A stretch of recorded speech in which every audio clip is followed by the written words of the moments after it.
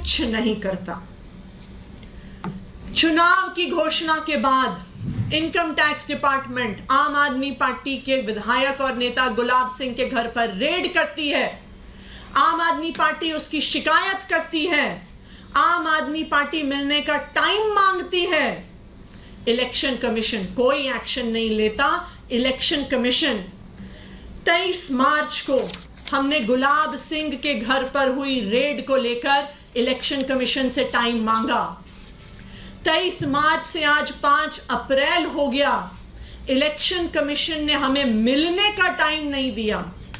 Election commission ने income tax department को कोई नोटिस नहीं दिया। लेकिन जब भारतीय जनता पार्टी कंप्लेंट करती है तो 12 घंटे के अंदर अंदर इलेक्शन कमीशन नोटिस भी भेजती है। नोटिस भेजने से पहले भारतीय जनता पार्टी को रिपोर्ट भी करती है, खबर भी चलवाती है। आम आदमी पार्टी का ऑफिस सील हुआ। 4 दिन तक लगातार आम आदमी पार्टी के ऑफिस के चारों ओर बैरिकेड लगे रहे। पुलिस ने सील करके रख दिया। हमने फिर चिट्ठी भेजी। हमने 26 मार्च को चिट्ठी भेजी। इलेक्शन कमीशन से टाइम मांगा। क्या हमने 23 मार्च को चिट्ठी लिखी थी, हम फिर से 26 मार्च को चिट्ठी लिख रहे हैं। तो चुनाव आयोग ने आम आदमी पार्टी के नेता आतिशी को नोटिस जारी किया है। आतिशी ने बीजेपी पर पार्टी में शामिल होने का ऑफर मिलने और न मानने पर गिरफ्तारी की धमकी देने का आरोप लगाया था। बीजेपी की शिकायत पर अब आयोग ने आतिशी से सबूत मांग लिए हैं। क्या पूरा मामला है, इस रिपोर्ट में देखिए।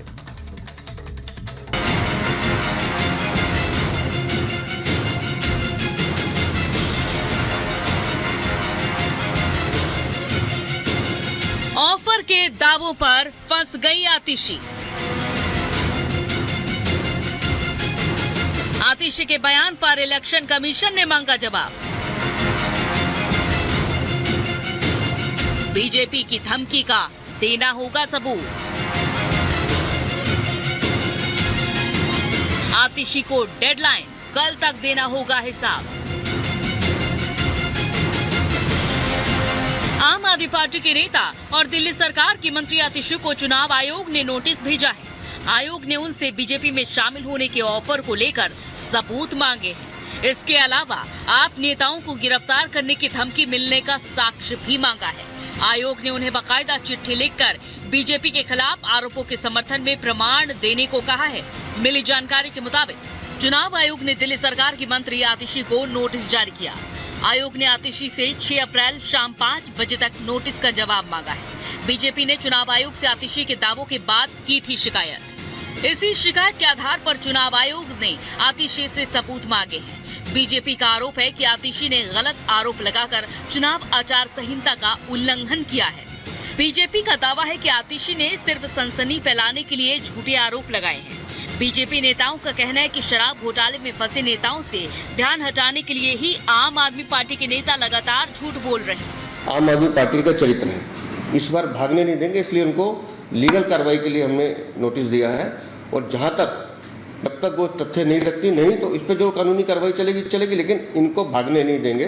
इनको जवाब देना पड़ेगा किस तरह से हम सुर्खियों में बने रहें। तो अभी तो 1 दिन हुआ है, जो मुझे जानकारी मिल रही थी कि ठीक है एक समस्या उनको आ रही है और उसका निवारण वहाँ हो नहीं सकता, तो उसके लिए तो खुद ही उनको अपनी आदत बदलनी होगी। अब उस समस्या का यहाँ मैं जिक्र नहीं करना चाहता, लेकिन ठीक है अब क्योंकि बिगड़ी हुई आती है तो ठीक होने में थोड़ा समय लगेगा। आपको बता दें कि 2 अप्रैल को आपके नेता आतिशी ने प्रेस कॉन्फ्रेंस कर बीजेपी पर गंभीर आरोप लगाए थे। आतिशी ने दावा किया था कि उन्हें बीजेपी की तरफ से पार्टी में शामिल होने का ऑफर मिला है। अगर वो बीजेपी में शामिल नहीं होंगी तो गिरफ्तार करने की धमकी भी दी गई है। इसके अलावा सौरभ भारद्वाज, दुर्गेश पाठक, राघव चड्ढा को भी गिरफ्तार करने की धमकी दी गई है। आतिशी के दावों के बाद दिल्ली में सियासी भूचाल आ गया था। भारतीय जनता पार्टी ज्वाइन करने के लिए अप्रोच किया। मुझे ये कहा गया कि या तो मैं भारतीय जनता पार्टी ज्वाइन कर लूं, अपना पॉलिटिकल करियर बचा लूं, अपना पॉलिटिकल करियर बढ़ा लूं, और अगर भारतीय जनता पार्टी नहीं ज्वाइन करी तो आने वाले 1 महीने में ईडी द्वारा मुझे गिरफ्तार कर लिया जाएगा। दरअसल शराब घोटाले को लेकर दिल्ली बीजेपी और आप में भीषण सियासी लड़ाई जारी है। दोनों दलों के नेता एक दूसरे पर करप्शन और झूठ बोलने के आरोप लगा रहे हैं।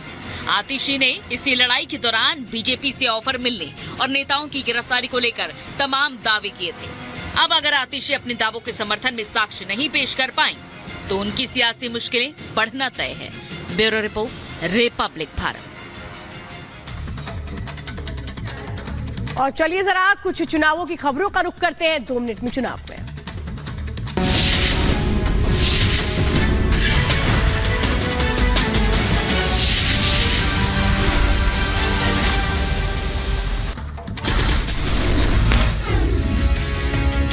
शुरू में प्रधानमंत्री नरेंद्र मोदी ने भरी चुनावी हुंकार, कहा 4 जून को एनडीए 400 पार, देश के विकास में राजस्थान की अहम भूमिका।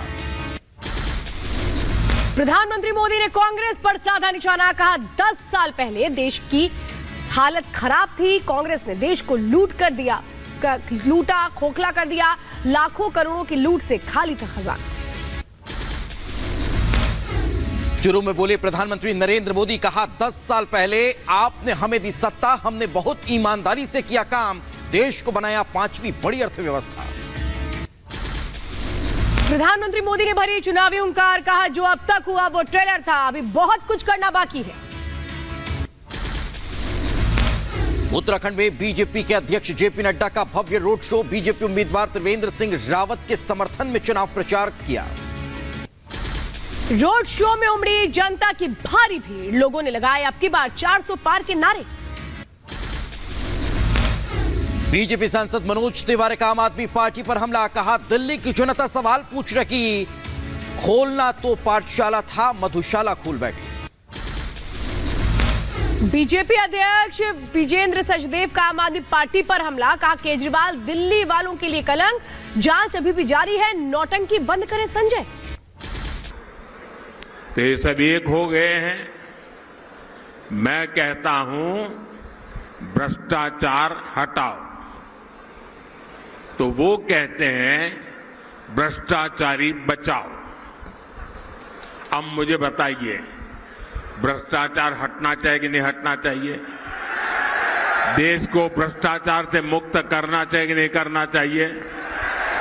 भ्रष्टाचार ने देश को बर्बाद किया है कि नहीं किया है? भ्रष्टाचार ने नौजवानों के सपनों को चूर चूर किया है कि नहीं किया है? क्या अगर मैं भ्रष्टाचार के खिलाफ लड़ाई लड़ता हूं कि सही है कि गलत है? सही है कि गलत है? मैं भ्रष्टाचार के खिलाफ लड़ाई जारी रखूं, आपके आशीर्वाद है, पूरी ताकत से आशीर्वाद मिलेंगे। आपने देखा होगा इस समय घमंडिया गठबंधन के लोग चुनाव की रैलियां नहीं कर रहे हैं, भ्रष्टाचारियों को बचाने की रैली कर रहे हैं। आप मुझे बताइए, कांग्रेस के सांसद के ठिकाने पर छापा पड़ा और वहां से अलमारी में, बक्सों में बंद किए हुए 300 करोड़ रुपए से ज्यादा मिले और टीवी पर देश ने देखा, और केवल कांग्रेस के एक सांसद के पास से एक जगह पर से 300 करोड़ का खजाना मिला है। और क्या क्या होगा वो तो अभी खोजना है। 10 साल में अकेले ईडी ने भ्रष्टाचारियों से 1 लाख करोड़ रुपए से ज्यादा की संपत्ति जब्त की है। और मैं आपसे पूछता हूं, ऐसे लोगों पर कार्रवाई होनी चाहिए कि नहीं होनी चाहिए? ऐसे लोगों ने जिंदगी जेल में बितानी चाहिए कि नहीं बितानी चाहिए? मैं इन भ्रष्टाचारी परिवारवादियों से कहना चाहता हूं, कितने भी झूठ फैला लो, ये मोदी डरने वाला नहीं है। तो साथ ही साथ प्रधानमंत्री नरेंद्र मोदी ने कहा कि जो कुछ हो रहा है वो तो महज ट्रेलर है, बहुत कुछ अभी बाकी है। सीधे सीधे भ्रष्टाचार को लेकर के, परिवारवाद को लेकर बड़ा हमला